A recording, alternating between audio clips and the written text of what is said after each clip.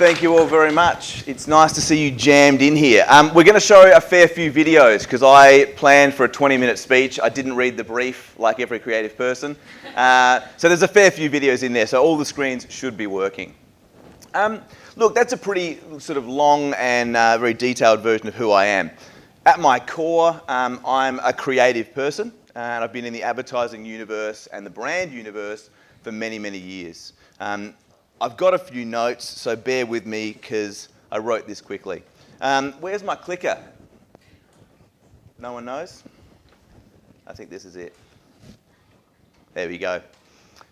When they asked me to speak today, they sort of said, look, we're in the B2B stream, so let's talk about what you do as a business and how you work with businesses of all shapes and sizes, and we do. But I wanted to do it a little bit differently, and I kind of wanted to put a little bit of context around what it's like to work with an agency. I think everyone in here has varying levels of agency engagement. I know there's a couple of in-agency people, there's quite a few people that work with agencies, so I kind of wanted to give you a perspective on what we do, and particularly what my business does and what I do. So I thought I'd tell you the story of unstucking. Brands and businesses and people, like all of you guys, of all shapes and sizes, they get stuck, right? When it comes to creative communication and ultimately telling their brand story. At different times, we'll find different limitations. A lot of the time, we tend to get stuck in our ways. We've all been there, right? The old, but that's how we've always done it. We all see that in business all the time. That's the fastest way to get stuck. When you start hearing, but that's how we've always done it, you're about to get stuck, right? Start moving. But stuck in situations is one that we're all seeing a lot, right? I mean, let's go back a couple of years. We're all stuck in a pretty difficult situation for our brand stories, but we see that all the time. Now that could be, depending on your industry, it could be government legislation, it could be staff changes, it could be product problems. There's a lot of reasons that your story can get stuck by the situation that you guys are in. And then, of course, there are people that just get stuck. Brand stories that lose their luster. People start to sort of go, I've been telling the same story for a long period of time and I'm just not sure what to do next. Makes sense, right? I'm an unstucker. That's what I do. That's what my business does. And in essence, that's what the creatives in our industry do. They unstick. I have a company called Bad. When we started the company, we thought that was really cool, but our Google search terms are really shit. And it sets the bar low, right? But what Bad stands for is the disciplines we operate in, which is branding, advertising, and design.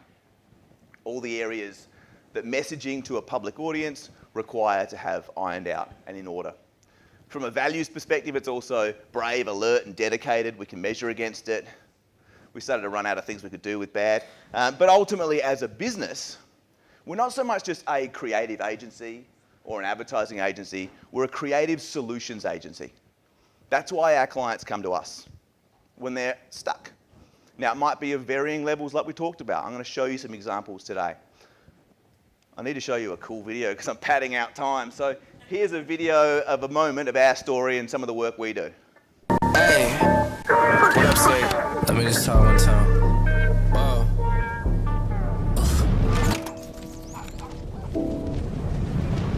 Can't make a promise, but I do my best. 25 sitting on 25 racks. Just got started, and we ain't done yet. But a new crib, that's a goddamn flex. Sign that check. Told them last year that I've been up next. Can't take calls, but I send that text from way downtown, but the shit's still wet. Yeah, that's a guarantee.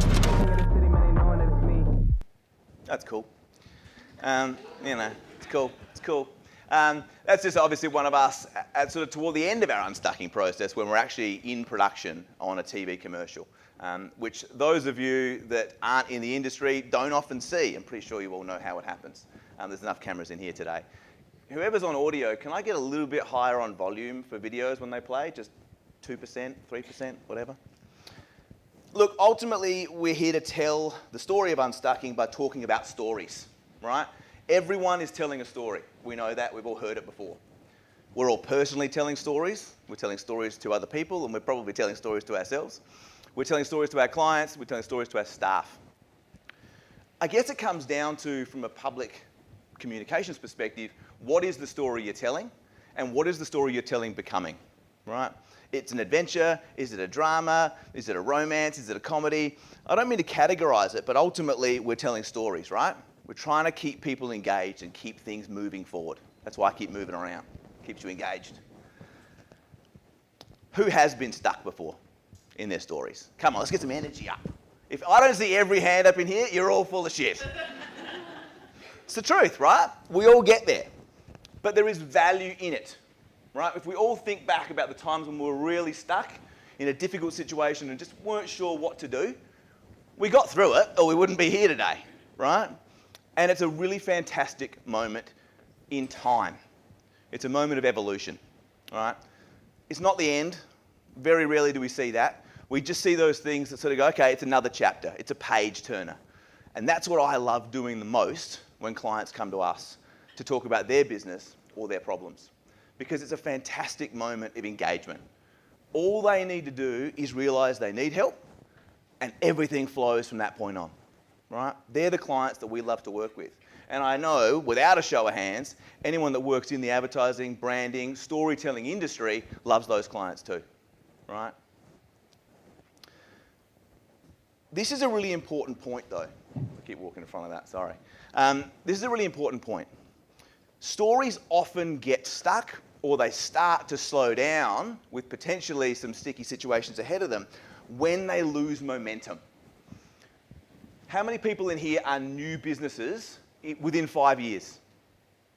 1, 2, yeah, cool. Thought there'd be more.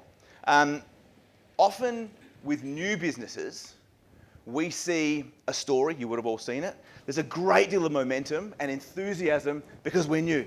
We're a new business and we're cutting through and we're new. And we've got this fantastic service and we're new and we're new and we're doing a really good job because we're new. Suddenly 5 years down the track, you're not new anymore.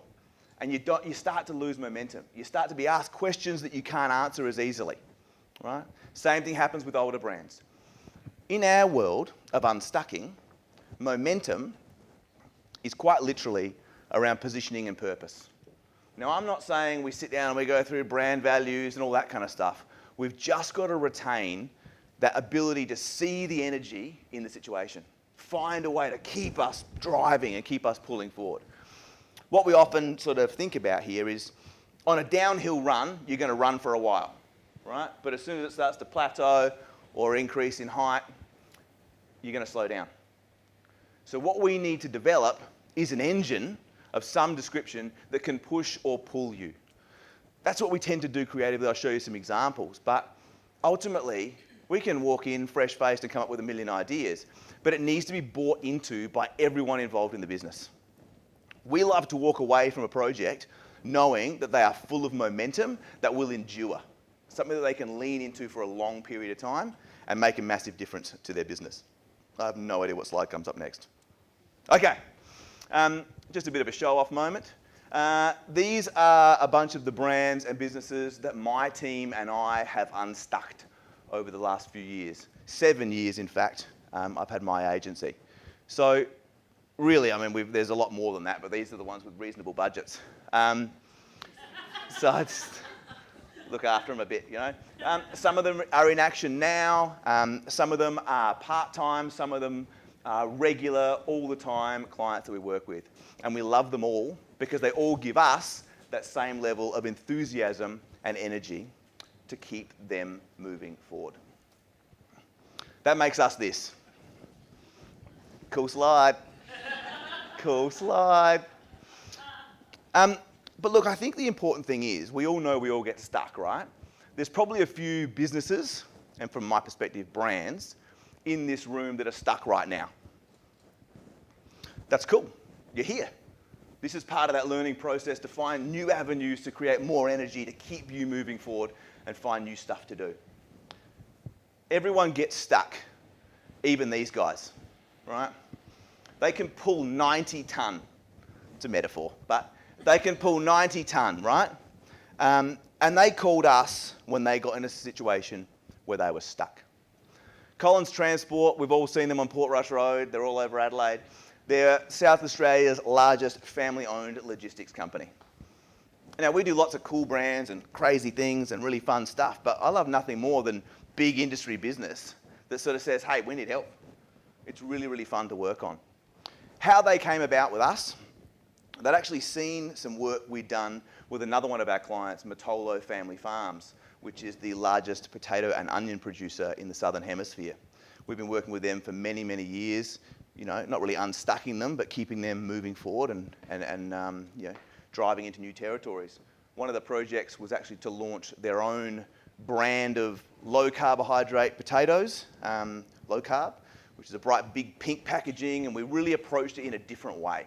Rather than another brown pack of spuds that you would see on the shelf, we turned them into bright pink, orange and yellow, different potato packets, so you could actually see it in a disruptive way, catch your eye, and it worked its ass off. But Matolo is one of Colin's biggest clients. And one day, in the middle of Colin's very large truck yard, there is a bright pink truck skin that says low carb potatoes. I think the line is, when less is best, low carb, right? And so I got a call from Neil Collins saying, is this one of your trucks in my yard? I was immediately like, holy shit, what have I done? I said, yes. And he goes, it's good, come and see me. All right? He was leading a business, a family business, 3 generations of a family business.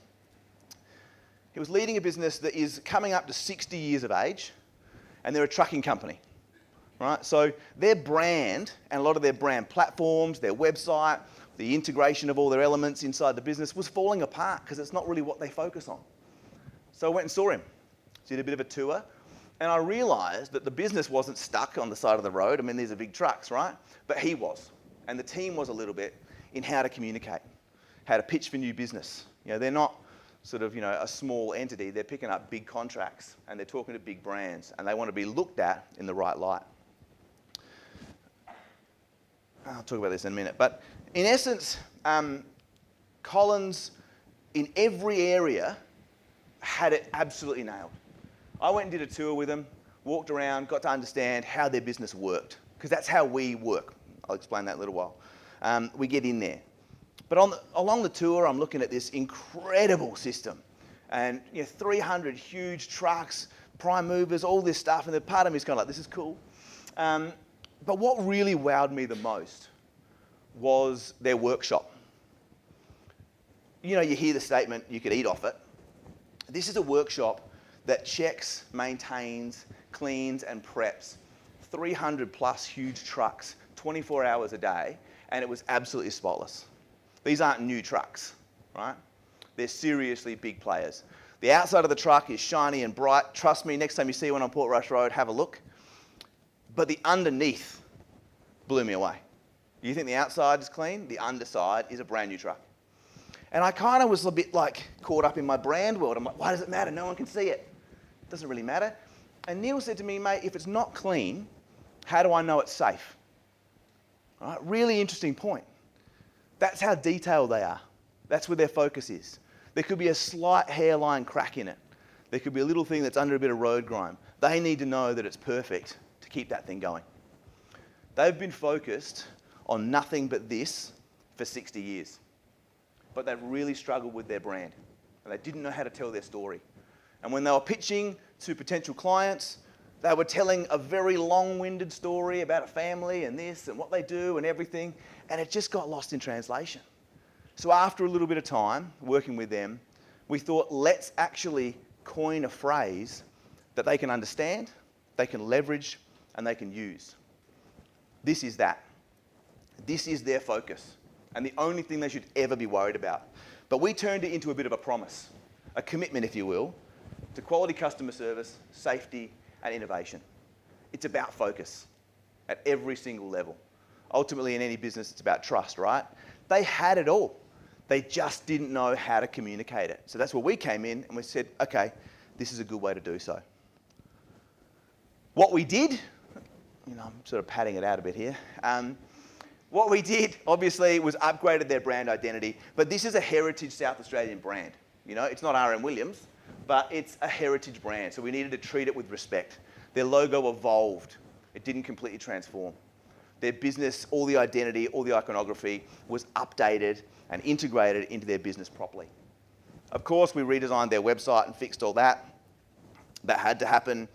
That was like 1992. It worked, it did its job, but we needed to fix that because platforms are starting to fall apart, and it obviously wasn't a mobile-first site. The big one for me, the two that I absolutely loved being a part of on this journey, and I loved all of it, but was the operational integration. It's not only about fixing their email signatures and their paperwork and their collateral and getting their fonts in order and all that kind of stuff that we all know is hard to manage in any business. It was about fixing their conversations. It was about how they pitched, how they talked, what made a difference in their day-to-day operation. And that allowed us to focus on a recruitment program where instead of just running more ads, I mean, getting a lot of drivers is hard for them. It's been a long time challenge. If there's people in here without people problems, please come and let me know your ways. But it's been a challenge, right? So instead of just sort of making this really overcomplicated piece, we just actually sat down and spoke to the people. And that spoke to people. We interviewed the drivers, we interviewed the mechanics in the workshop, we interviewed a lot of the people, and we placed those videos alongside the ads that they were running. And that has made a profound difference. And then, of course, we're still working with them. I'll play you a little bit of a quick snippet as to where we are right now.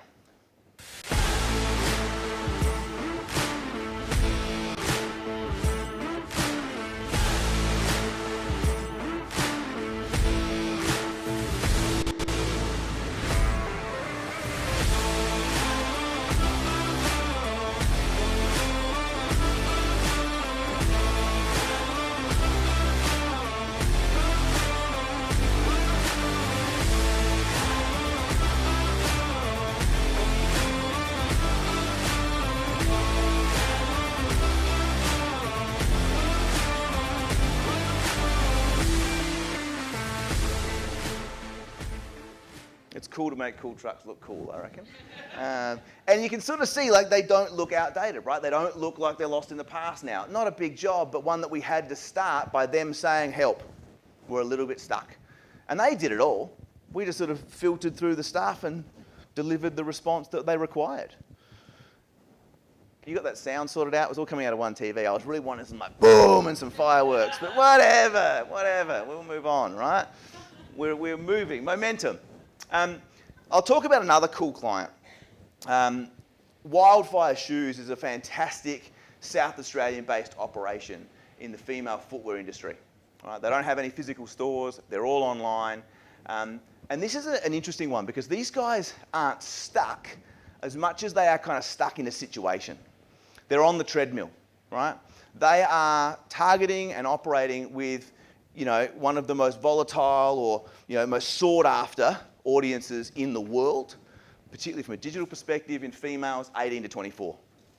That's where their energy is, that's where their focus is. Of course, there's bleed either side of that, but what that means is they have to stay relevant. They need retail relevance all the time. They need to make sure they're peaking that engagement at every step of the way, because if they don't, their spot's going to be chewed up. There is a huge amount of competition in that space. They're an affordable product, they're an easy to understand product, and they're kind of constantly trying to keep up with trend, right? As is their audience. It's not an easy area to focus on.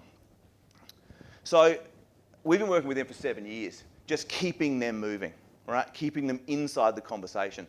This is a little quick one I'll show you, but since the sort of inception of Wildfire as a brand, we've been using a multitude of different tactics and approaching it from a varying perspective with every single campaign we release. Seasonal, from a master brand perspective, opportunistic, etc. We are going deep and hard all the time to make sure that the content connects to an audience and that they're part of that conversation.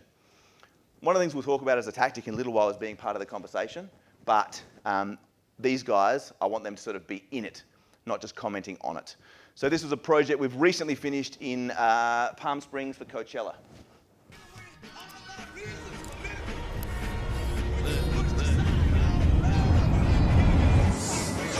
Yeah, you standing on business while you leaning. Trying to call the right play, Willie beaming. Everything changed when the bro committed treason. Here, angel God turned her from a demon. Meet me in the end zone. Trying to put the click on, cause we grew up with a rent low. Used to want to now with my kinfolk. to get saved for the sin blow. Shawty got caught in the cold for a blessing. Anything go when your soul is invested. Big bro choke in a pole with a message. I'm saved, but the ones who throw the foes in my brain, but I've been low, I've been up, I've been tested. It's all you, none of me. You guessed it. My profile should say go in a veteran. The whole team fire. We won't smoke in the section. I wrestle the flesh, so I'm going whole Hogan. Who got talent with all wrong motive? Fair for time in the pen, no bolding. Play it out.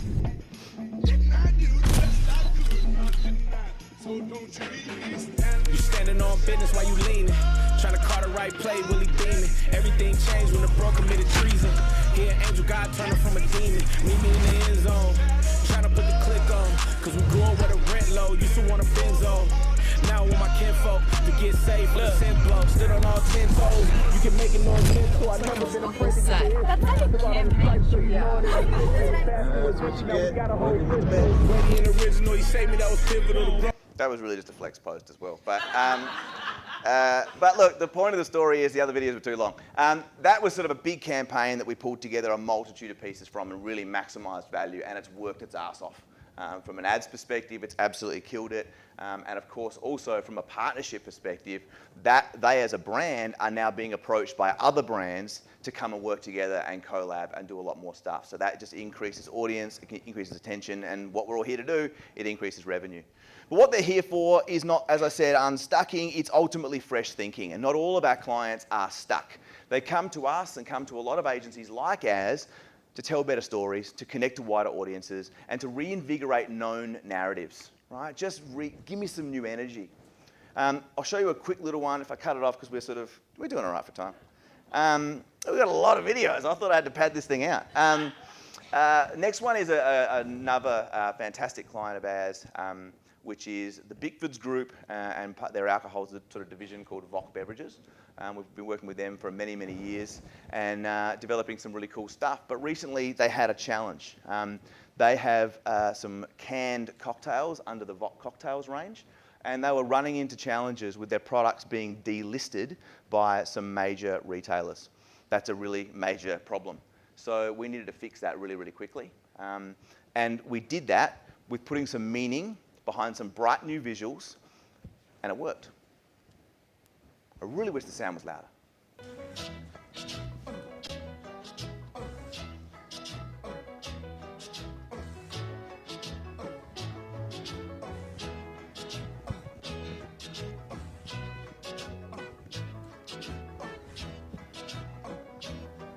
In the summertime, when the weather is hot, you can stretch right up and touch the sky. When the weather's fine, you got women on your mind. Have a drink, Take it into your own hands. go out and see what you can find. Unstucking. If a daddy's rich, take her out for a meal. If a daddy's poor, just do what you feel. Speed along the lane, you can down or a turn of 25. When the sun goes down, you can make it good and live by. When I thank people, when I dirty, when I mean, we love everybody, but we do as we please. When the weather's fine, we go fishing or go sailing in the sea. We're always happy, life's for living, yeah, that's our philosophy. Sing along with us, dee-dee-dee-dee-dee, da-da-da-da-da, yeah, we're happy, da-da-da, dee-da-da-dee-da-da-da-da. When the winter's here, yeah, it's party time. Bring a bottle, bag it back, 'cause it is soon as summertime, and we'll sing again. We go driving, or maybe we'll settle down. If she's rich, if she's nice, bring your friends, and we'll all go into town.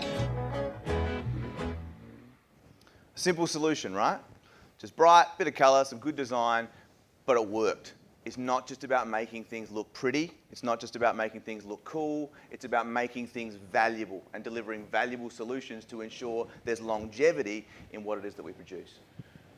Okay, that's enough of the videos of this description, right? I'll show you some stuff. Ultimately, I want to talk about ways that we can find solutions. I'll just quickly mention, I know Neon Treehouse were involved in the first, well done, good job, first piece of the day. I just thought I'd talk about these guys for a minute because I've known Josh and the team from Neon Treehouse for many, many years, and they actually approached us to do exactly what we're talking about today. They weren't called Neon Treehouse, they were a very different business. And Josh, I remember saying, and we've spoken about it in public before, is always open in saying marketers aren't all things. As marketers, we tend to get lumped. You know branding, you know photography, you can do digital marketing, you can do everything. And it's just not the case, right? I can see some smiles in the room. It's just not the case. Unfortunately, it is a reality of people that aren't in our world, they make that assumption. But we need to be more prominent in saying, no, that's not my skill set. I'm going to bring the right people in for the right reason at the right time. It makes a massive difference. And so, when Josh approached us with some challenges, he said, I'm building this business, there's momentum behind it, our current name is awful, can you fix it? So we did. And we built Neon Treehouse, we built their iconography, named them, and gave it purpose. You might not know this, but the Neon and the Treehouse combined is about bright individuals with imaginative ideas for your digital marketing. So everything comes back to having purpose. And that's probably one of the most valuable things they've had in their business for a number of years. But how do we do it? I can say it's easy, and it kind of is, but we just get deep in the muck that people are stuck in.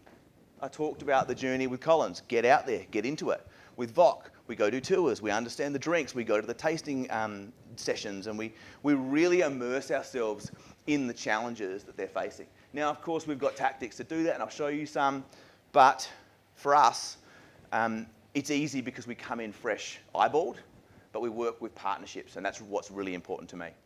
So I'll give you a couple of techniques. Some of these are very surface level, so those with experience in the room are going to be like, of course, bro. But this might be revolutionary to others, I don't know. But techniques for unstucking. I've got a couple. Bite-sized chunks is one of them, right? Whenever we're faced with telling a large-scale story, we tend to lock ourselves into telling a large-scale story, and we forget how easy it is to just tell the little pieces. Why I use the cake reference is I always say focus on the crumbs, right? They should taste the same as the cake. Let's get into those little pieces and create improved value out of the little moments. In the traditional advertising space or the large agency space, that's what campaigns are, right? If Coca-Cola just kept telling you about Coca-Cola, you would know a bit about Coca-Cola, but they forget about the little extras, right? That's where incredibly popular global campaigns like Share a Coke came from. That's a bite-sized chunk. That's highlighting that sharing a Coke with another person is just as good as having a Coke on your own. It's the same story. It ties back into that master story, but it's done in unique ways. That's what campaigns should do. They should always have a fresh and exciting way of telling the same story. What I'm not, makes sense, right? Yes, good, engagement, yes. What I'm not talking about is spin-offs. Often when we talk about this kind of create some bite-sized chunks and we work with our businesses and we leave them to go and do it, they'll create spin-offs. Spin-offs are different because they don't put the power back into the top-line story. They create new stories. They create new tangents. And spin-offs, hey, they can work. I found this example. Does anyone remember this? Did anyone actually watch it? No. Fuck, you did! There's always one. There's always one. It is a great example though, right? Like, you can have one of the most successful television shows of all time. Create a spin-off. It doesn't tie back to that main story. It doesn't feel connected. It doesn't work. I can't believe this ran for 2 seasons. I had to research that. And there's a long list of these. But ultimately what we're talking about in bite-sized chunking is fragmenting. You can fragment from a social content perspective, you can fragment from a big brand story perspective, but look at it in little pieces and work out how you can maximize the value of each little piece. Another one is join the conversation. This is one of my favorites, and I think, look, we've all heard for a million years about influencers and, product placement and all those things. This is not a new concept, but what I'm constantly shocked by is brands tend to not know how to join a conversation. We're all at an event today. You're meeting people. You could do it really weird. You can make it really awkward. If someone's in a group conversation and you walk over and just, ha ha ha, hello, yes, and then let me sell you my product. What the fuck? Don't talk to that guy, he's weird, right? We want to avoid that. We want to immerse ourselves in conversations in the right way.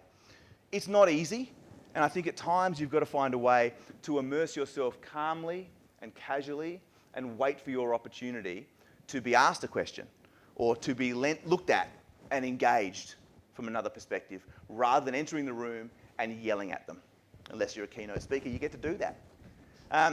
Okay, or a note speaker, I don't think that's a key. But an example I want to share you. Now, this is a bit unhinged, okay? A friend of mine put me onto this recently, Sylvanian drama on TikTok. A lot of us remember the Sylvanian family characters. Mark Jacobs engaged this particular channel to launch their mini totes, and I think this is quite cool. So crazy right now. Most incredibly, it's your girl, me, it's your boy, Young.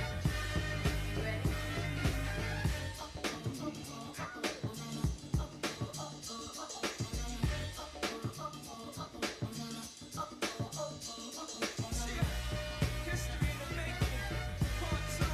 So crazy right now. I look at this so deep in your eyes. I touch on you more and more every time. When I leave, I'm begging you not to go.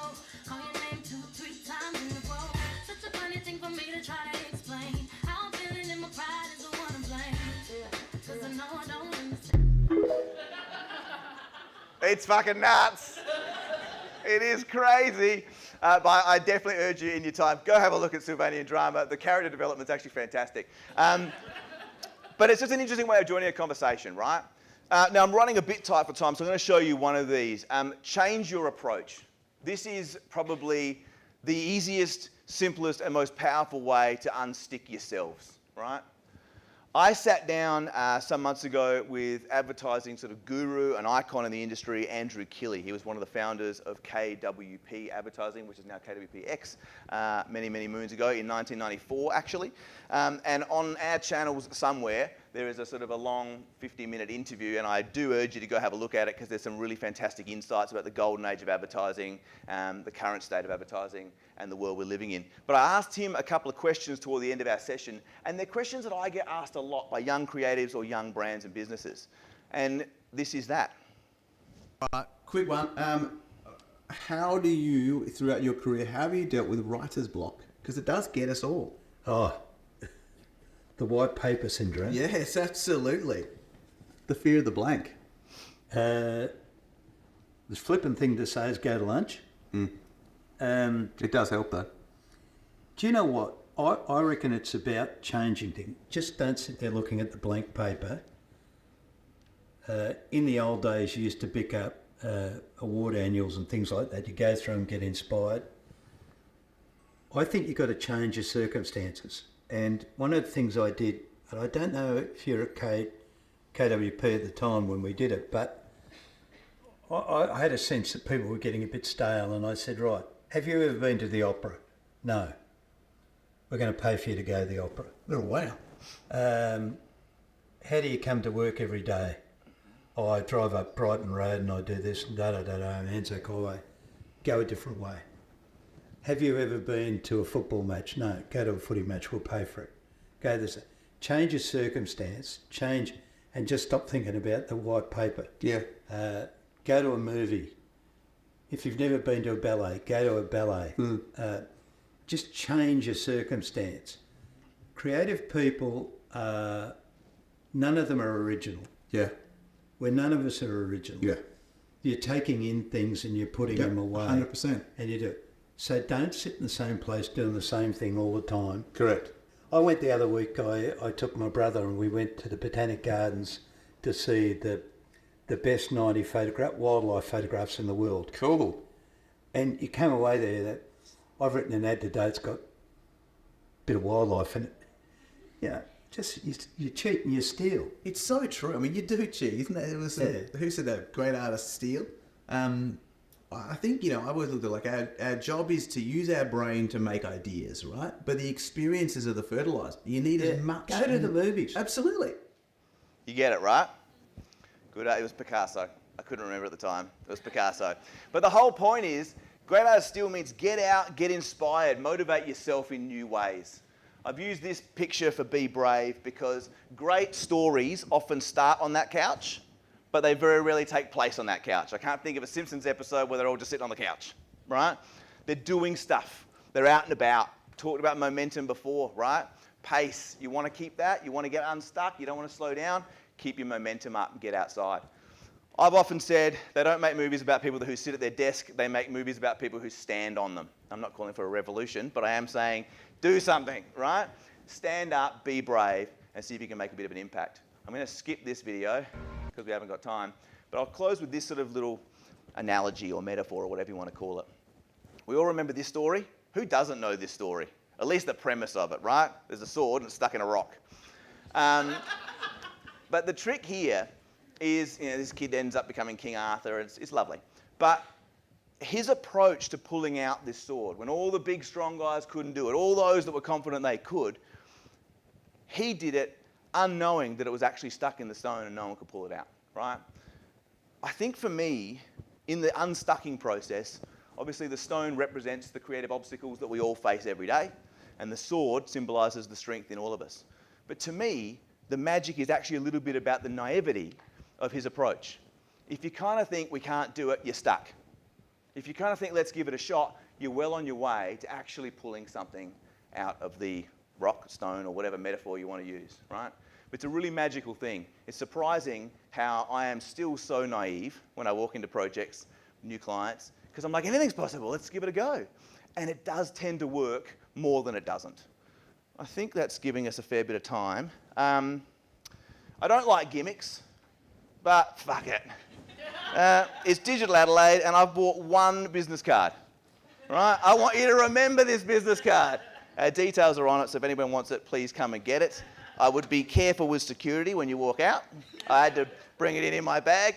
They're heavy and expensive, so use it wisely if you do come and get it. But I guess that's the end of our session, unless there's some questions.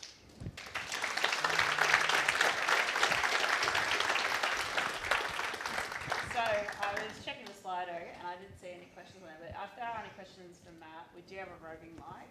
The only reason I asked we use it is because those tuning on the live stream won't be able to hear the question otherwise. Did anyone have any questions for Matt? That's good, I might have killed it. Cool, I got one. I love your work. I think it's amazing. I love what Bad do and everything like that. Literally, the first person mentioned AI at the conference. Sorry, it's me.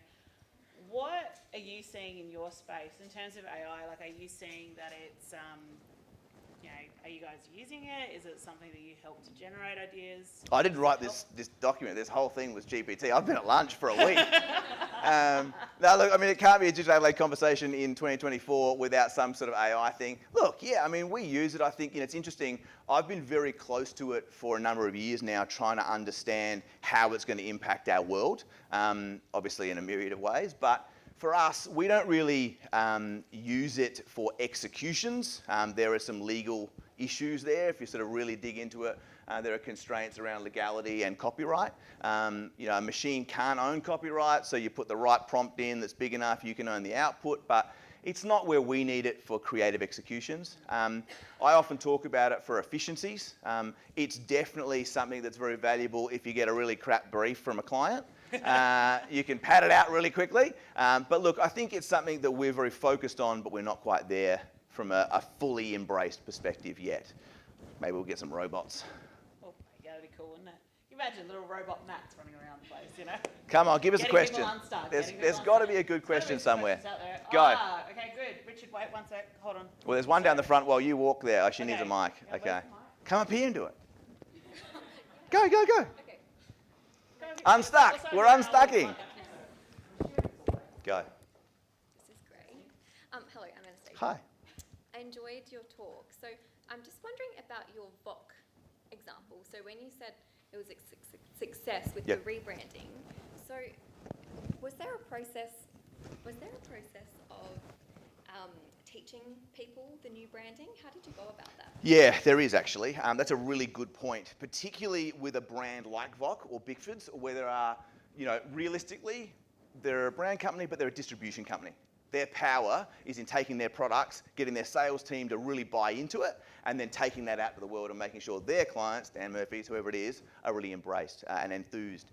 So I guess the education part for us is heavily focused on the internal team first, and then we actually bring their entire sales team in, and we provide them with not only what we've done, how we're backing it up from a digital ads perspective or whatever, and we like to give them some sort of unique attributes that they can walk into their clients, the end user, or as in Dan Murphy's, etc., and empower them with excitement. It's not just enough to sort of go, here's a new can design. We've got to give them reason and purpose. That flavour where your mouth is line has been used at a trade tasting perspective. Like, we really lean in massively in that area. A better example with them is, I think it's out so I can talk about it. They are launching crisp lager for Vale Brewing, which is one of their brands. And so there's a line, crack into the crisps, that's going to be coming out as a piece of creative. And so we actually made up a whole bunch of potato chips in the can design that go to the sales team, and they go, oh my God, this is awesome, so they can actually get engaged. Getting your sales team, your staff, or whoever involved is paramount to any campaign success in that space. Did that answer the question? Yes, and what about consumers? How do you teach them? At a consumer level, digital ads, really. There's not huge budgets, so we try and target the audience and run a whole lot of activity, and then it's at a point of purchase, really trying to maximise what we can do in the stores. Anyone that's in that industry knows how hard it is to work with Dan's or Woolworths or any of those people. It's a nightmare. We love them, but it's a nightmare. Creatives always want to stick stuff on the floor. You can't. It's a tripping hazard. So we try and activate those sites as much as we possibly can and simplify the journey. That worked really, really well because our goal was to get it back on shelf.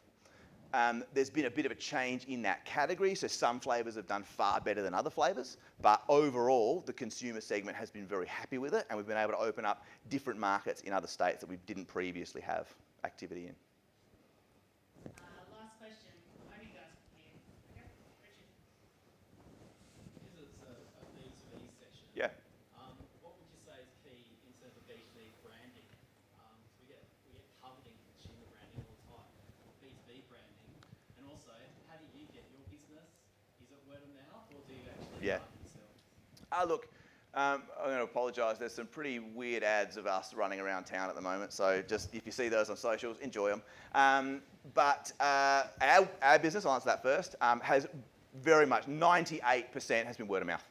I started the agency with the belief that you should turn one project into 3 projects, exceed expectation, make sure they come back for more, and make sure they talk about it. That's success, right? Of course, we've got to meet what the client's needs are. But from a B2B perspective, I think it's an interesting question that was asked to me earlier, like, what are you doing in the B2B thing? Ultimately, everything we've talked about today is B2B or B2C or internal. Like, if you look at Collins, right, like, that's a very B2B business. My work and the way I work with Wildfire is very B2B. And a lot of it is B2B for them because they're looking for trade partners, wholesale partners, etc. I often find that our work is end consumer, yes, but there's a lot of work before we get there. I think what goes out to a consumer should be, as powerful with as much energy as what goes inside the business. Everyone should be excited, everyone should understand it, and everyone should buy into it. I certainly don't think that every project should be approved by everyone in the business. That happens too often. But I think making sure that everyone's on board is important because ultimately, everyone in business is also a consumer. So you're still buying into the same story. Hopefully that answers that question. I believe, Matt, you're hanging around for the... I am here. Yeah? So if you have any further questions, you can always hit him up in the break. Are you staying up for drinks tonight? I am here. Amazing, amazing. Also, you can hit him up for over a drink. Please thank Matt Minear. That was awesome. Thank you all for listening.